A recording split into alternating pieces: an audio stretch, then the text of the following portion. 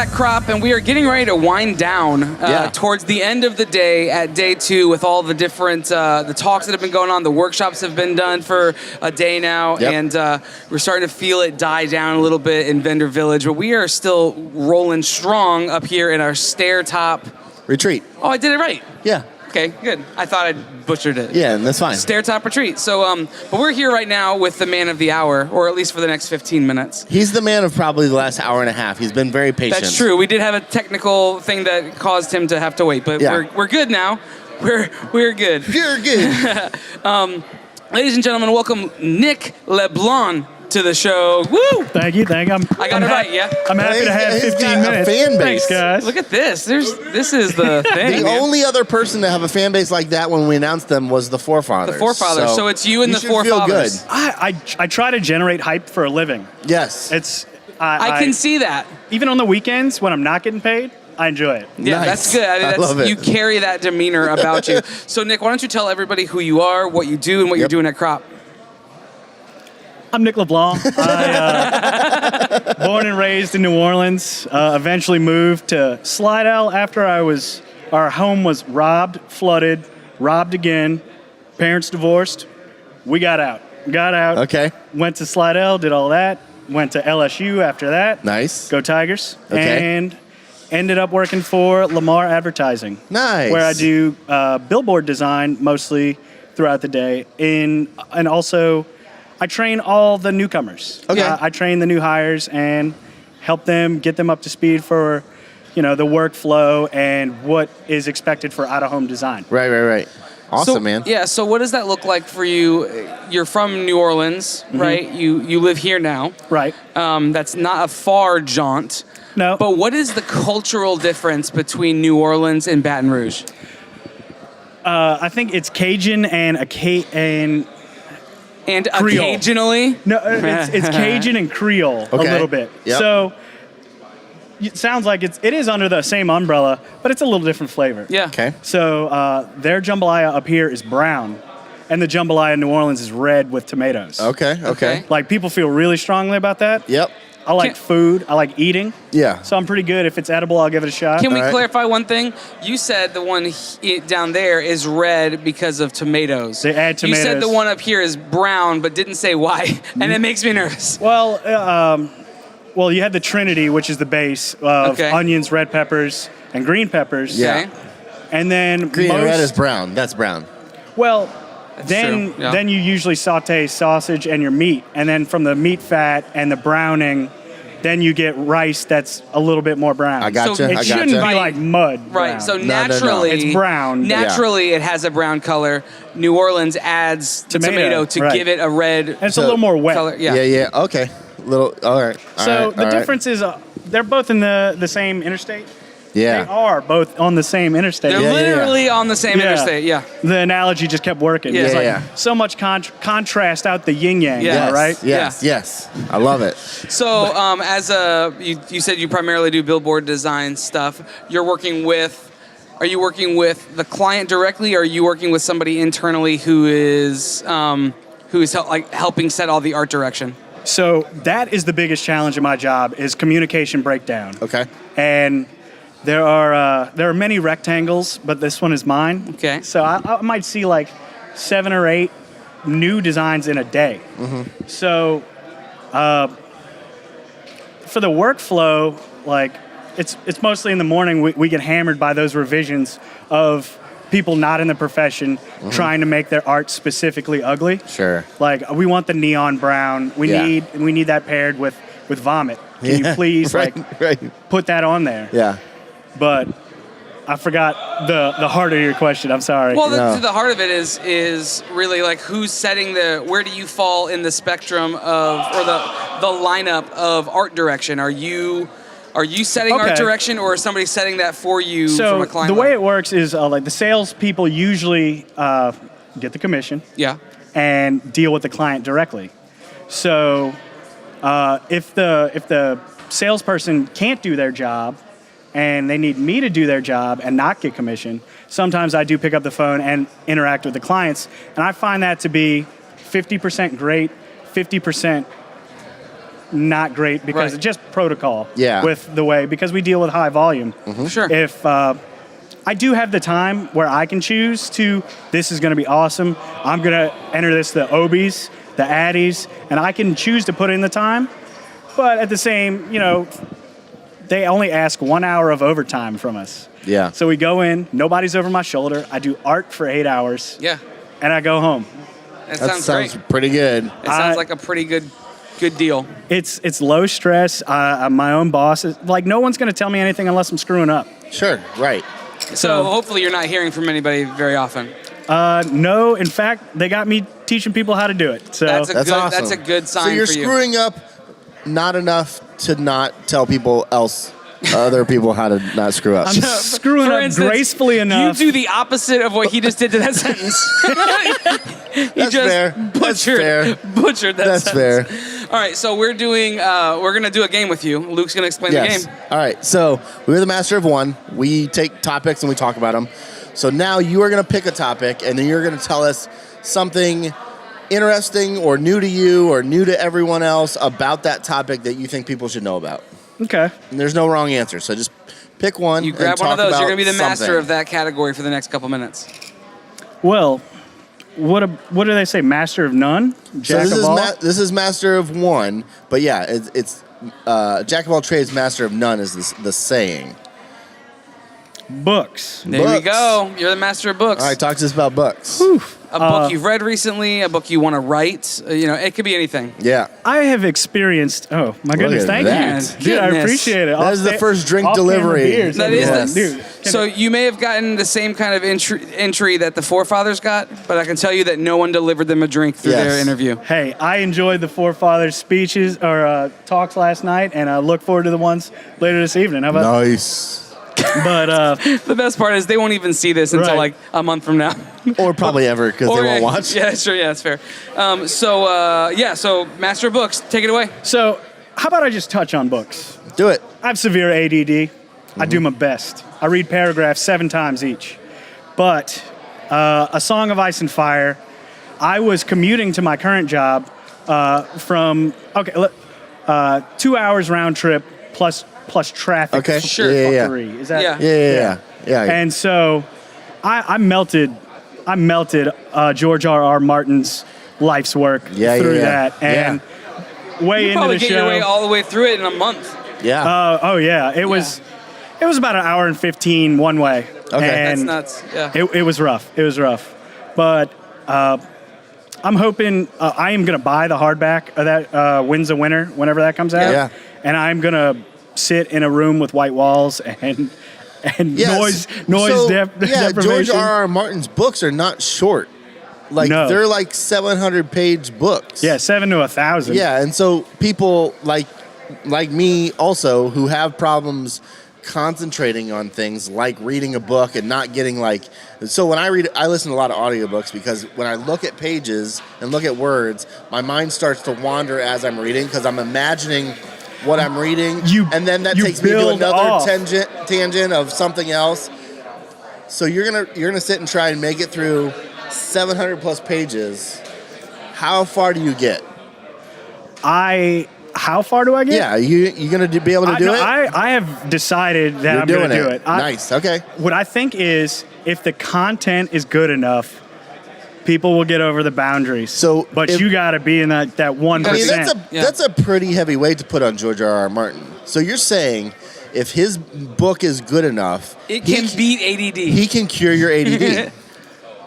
That's what you're Yes. going on I record like as it. saying, and I I like like it. It's a bold statement. Yeah. Let's see how it pays off for you, Cotton. Ask your doctors about George R.R. Martin today. But so that's all of that is well and good, but it's predicated on the idea that he will actually finish this book. Yeah, that's true. That's true. So this might not even happen until you're so old that your mind's gone anyway. books aren't even a thing anymore. I haven't done it, but I still feel like I'm going to do it. Yeah. So I have to believe I'm going to do it. I hope everyone here makes more money. I hope everyone here does it. And Yeah. I think the dude is going to do it. Okay. It's the body of his life work. Yeah. No, I'm with you, man. faith. Speaking of his body, he's not in great shape. Okay. So we do want to. He straight up was like, we do want to. Are you worried about your health? Boom. He's like anybody that said that. So we just want to be clear, set our expectations appropriately. That'll be fine. This is coming from a person who would never read those books, so I guess that's You would just watch the show. The show is great. Yeah. I'll watch the show all day long. Okay. Well, I got into the books after I finished season 1, and when they chop off somebody's head, and that's when I realized, like, oh wow, I thought that was the main character. I need all the rest of this content right now. Yeah. Gotcha. Because every other fantasy story has been like the knight kills the dragon, gets the girl. Sure. Well, the knight just got his head chopped off. Right. Like, okay, early. How deep does it go? Yes. How does the girl get saved from the dragon? Yeah, that's a good point. You when the content draws you in enough, you can kind of it will pull you toward itself. Yeah, for sure. Because I'm not a big book guy, but recently have been really captivated by good storytelling, and so good storytelling will make me not want to do whatever I would otherwise do besides read a book and sit down and actually get through some content. So tell everybody where they can find you, they can support you, they can follow you and do and see all of your wild adventures. So I guess I'm going to say it out loud. Okay. I only have a personal Instagram right now, and it's at It's Buddy Man. Okay. I'm going for Buddy Man, and that's taken everywhere. So I have to go with It's Buddy Man, ITS. And my goal, because of crop, and I love illustration. Yeah. My work doesn't give me that. Okay. So I'm gonna aim for the weekly thing. Nice. Okay. Good, man. With the goal of fun. Yeah. Fun. Draw for fun. No other existential goals. Just I'm gonna see if I can get back to. I used to draw before bed, doodle. Yeah. Every single night. Right. But I'm gonna try to get off the video games and make stuff. Yeah. I like it. That sounds great. Sounds like a good goal. So hit him up on Instagram and hold him accountable if he's not doing what he's saying. Yeah. No, feel free. Talk all the shit you want. In the comments if it's not happening. Thank you so much for taking time to chat with us. You're a fun dude, and I appreciate it. I hope that book comes to you before your eyesight goes. Yeah. That's what I hope for you. Thanks so much. I appreciate it. Hey, y'all have a good one. Yeah, Thanks. you too. Thanks, man. We're at Crop, and we are finishing up what has been an amazing experience here in Baton Rouge. We have one night left before we head back to our respective homes. But man, we finished it out in a great way with the Young Jerks on the stage. But we're finishing it off in a big way with our new friend Austin Moore. Ladies and gentlemen, give it up for Austin. Woo! What's up, guys? Austin, so man, we've been seeing you all day. Well, we met him the first day. Sure, Yeah, we Wednesday met him the night. first day. Wednesday and night. Yeah. We knew Happies. immediately that we wanted to have you on the show because this is your very first creative conference. Yeah, creative conference ever. Your first, like, you're gonna get this is it, man. And what better way to finish this thing off than to hear from somebody who's never been to a creative conference for before? sure. So go ahead. I was just gonna say, tell us a little bit about who you are, and then we're gonna find out about what made Crop your first and what you pulled away from it. So tell us who you are. Yeah, so Austin Moore. I'm a graphic designer from Oklahoma City, finishing up my senior year at the University of Central Oklahoma right now. I'm interning at a branding studio called Nominee Design up in Edmond. Okay. Do killer work for like awesome clients around the city and some national clients. So it's really just some fun stuff. Sweet, man. Yeah. So how did you hear about Crop and how did you decide to go to Crop? I think I found out about Crop from the pop-up Crop in Austin that happened. Yep. I mean, it's like about 9 hours away from Oklahoma City as well. Yeah. So it's pretty close. Couldn't get to it because of school or because of some other conflict. So I was like, all right, the next one that happens, like regardless of where it's at, I don't care. We're gonna make going it happen. to it. Yeah, Nice. I mean, because the lineup for last year was stacked too. Yeah. You know, but I'd like just from that moment on, I knew that this is the next one, and it seemed like such a cool, small atmosphere. That's exactly what it's been. Yeah, man. Just a stacked lineup, and such like awesome people. Yeah, for sure. So talk to us about that. Who in the lineup excited you before you came, and who was the surprise that you're like, yeah, I'm so glad that I was there to see this person or this group of people? Young Jerks was probably, I'd say Young Jerks and the Forefathers group were like the two that I was super stoked to see. Right. I think the one that surprised me the most was probably, I mean, unfortunately, James Victoria couldn't make it, so the Hellcats was like obviously a surprise for everybody. But it was such good info. I mean, they're talking about like their vendors, who they use, kind of their story and their inspiration and stuff. And that's kind of the stuff that I like to look at anyway. Yeah. So it's cool to see like where they got that stuff, and they really explained like their brand idea and how they got to that thing, and how they've made like all their products work off of that concept. And it's just cool to see them like do that sort of stuff. And they're pros. I mean, obviously to be able to, they find out that they've got to go on stage, and like 2 hours later they've got their presentation ready and they're up on you would have there. expected that it was like planned for like the whole time. Yeah, no, it was a killer presentation. We love they're great. They're awesome people. What's the one thing you're going to pull away from this that's going to kind of propel you into the next season of your design work? Man, there's been so much information coming at me that it's almost like I'm definitely going to have to process all of it, because there's just been meeting everybody, talking to everybody, and there's been so much good stuff going on. But I think one of the things that I pulled away for sure is, if you're teetering on this line of being an agency guy or with a freelance on the side, and you want to do that freelance thing, like just bite the bullet and do it. Yeah, just take the plunge. Yeah, you just gotta take the punch. And I think not just with that aspect, but with a lot of things in design. Like if you don't take risks, you're gonna be bland. Like you gotta take risks in your design work. And maybe you're in a job where you can't take risks a lot. Then like if you want to do that kind of stuff, then get out and do that kind of stuff. Yep. Whether it's finding a different job where you can take those risks, still in a studio environment, or do your own thing. Like that's been like the one big takeaway, and it's been so cool. I mean, I would say 85% of the people I talk to are like, I've been doing freelance for 3 years and I'm only 25. Nice. I'm 24. Like, you know, and I've seen all these dudes doing this stuff and they're killing it and they're making a living, and they're coming from like Michigan down here and they can afford a plane tickets and like are sustaining themselves doing it. I'm like, all right, it can't be that hard. Right? Like it can't be that hard. No, it's totally doable. You gotta put yourself out there, and you gotta you gotta want to do it and try to do it. And I mean, one thing that I guess my dad instilled on me was like, if you want something bad enough, you'll find a way to make it happen. Yeah. Right. And that's kind of how I try to live my life. And then seeing everyone else here do the same thing and like just grind and make it happen. I'm like, okay, I could do this. The grind, that piece that you said, I think is the biggest component to it. Oh yeah. No one here is just like coasting. They're not half-assing it, dude. Yeah, and these people, they are whole-assing it. Every single one of these people in the vendor village, they are still hustling. They are still grinding it out. They are still putting out work, trying to figure out what works for them and their best thing. And you couldn't find a better group of people for inspiration on figuring it out and making it work. You know, how to fail and then how they made it work. Yeah, because the youngsters were talking about that in their talk, how they had some client and it was a simple mistake of they sent off some vinyl proofs that had a type error in it, but it was like up in some huge new business in Vancouver, and it was posted on social media, and they're like, oh no. Yeah. There's a huge typo on this thing that's used for a social media post.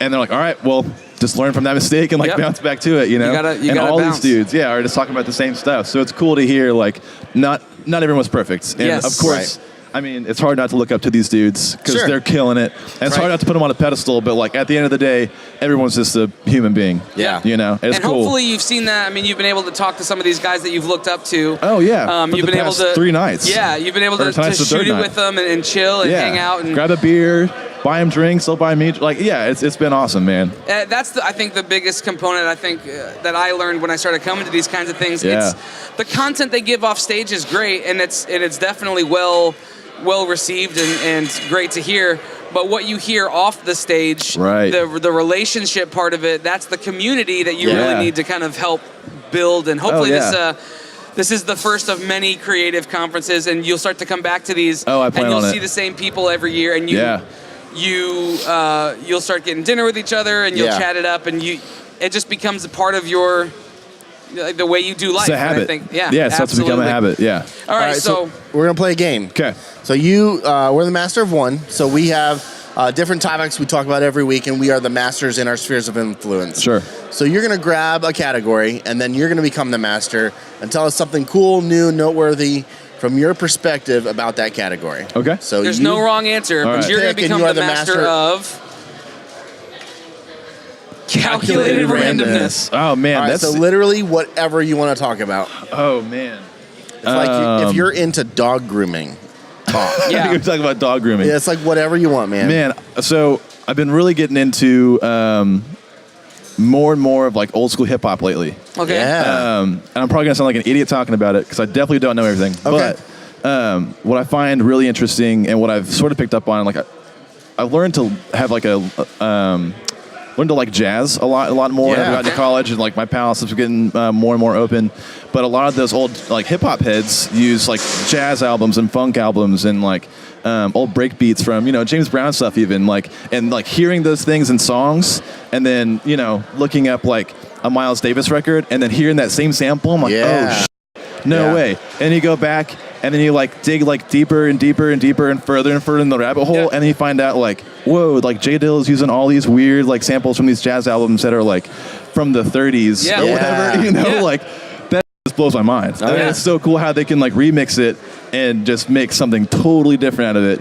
And like I think that's like the coolest thing for me right now. So hip hop is a it's an amalgamation and almost I don't want to like make it sound too lofty, but it's a celebration of all these other artists and music and genres that came before them. Right. And I think a lot of times people think that rap is what's the word, irreverent or something. Yeah. Right, but in a lot of ways, it pays homage to these things that have come before it. Absolutely. If you really listen and pay attention. Yeah, and there's so many, and I think rap more than any other genre. Maybe it's because they have the freedom to, and the way they like, because it's all poetic. Yeah. So maybe they have more freedom to, but they will drop references like to people's names of who they're sampling or someone that they've been inspired by, like in their lyrics. And if you can catch up on that stuff, you're like, oh, like I never heard that before. Citing their sources. Yeah, for sure. Exactly. Yeah, it's like citing your sources. MLA style. Yeah. Quotation. Yeah. Parentheses. That's awesome. Parentheses. Miles Davis. End quote. Like, That's awesome. Tell everybody where they can find you. They can see the work that you do, and they can follow you and support you. So Instagram is more_Austin, and website that I just uploaded is austinmoredesign.com. Okay. Sweet, man. Awesome to get a sample of that. And man, I'm so glad that you had a good experience here. I hope to see you at more of these. Yeah, I hope so too. And hopefully this is the beginning of a beautiful relationship. I think it will be. Thanks so much, dude. Yeah, Thanks, man. Appreciate it.